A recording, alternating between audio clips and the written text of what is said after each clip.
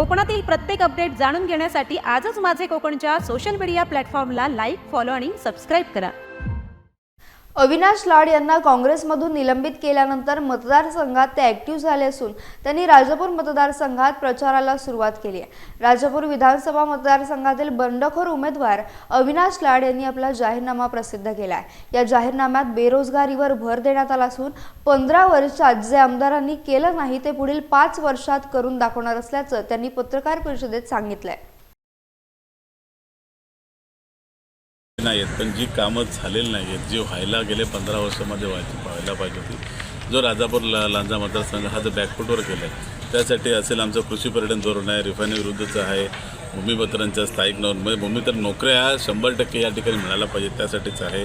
स्वतंत्र विक्री केंद्र आहे आमचं, वैद्यकीय सुविधा आहे, पाण्याचं आहे। त्या सगळ्या ज्या घटना आहेत त्या सगळ्यासाठी आम्ही काय करणार आहे ते सगळं आम्ही नियोजन या ठिकाणी लोकांना सांगितलेलं आहे आणि काय काय कामं केली आम्ही ते लोकांना दाखवले। त्यामुळे लोकांमध्ये एक वेगळं वातावरण निर्मित झालं की आपल्याबद्दल आश्वासक चेहरा म्हणून माझ्याकडे बघतायत आणि हे जे कामं केले त्यांनी आम्ही करणार आहोत ते आम्ही लोकांना दाखवतो। गेलं 15 वर्ष झालं नाही ते आम्ही 5 वर्षात करून दाखवतो। त्यामध्ये प्राकाशाने जे जाणवलं आम्हाला इथं असलेला रोजगार, इथं असलेल्या आरोग्याची अवस्था, इथलं असलेल्या शिक्षणाची अवस्था, इथं असलेल्या दवाखान्यामध्ये जे काही परिस्थिती आहे ती भयानक परिस्थिती आहे।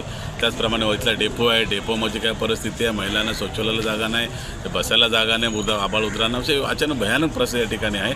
आणि हे करत असताना त्याच्यावरती काम करत असताना कोरोना काळामध्ये सगळे नेते गायब झाले होते। त्या काळामध्ये मी या ठिकाणी काम केलं, माझ्या हजारो बांधवांना दिलासा देण्याचं काम करण्याचा प्रयत्न मी केला आणि सगळं जनता जाणते। त्यामुळे आता लोकांना आता बाहेरचा आणि ओपरा उमेदवार या मतदारसंघात नको आहे, त्यामुळे दोघांना नाकारून हा स्थानिक भूमिपुत्राला मला लोक आशीर्वाद देतील।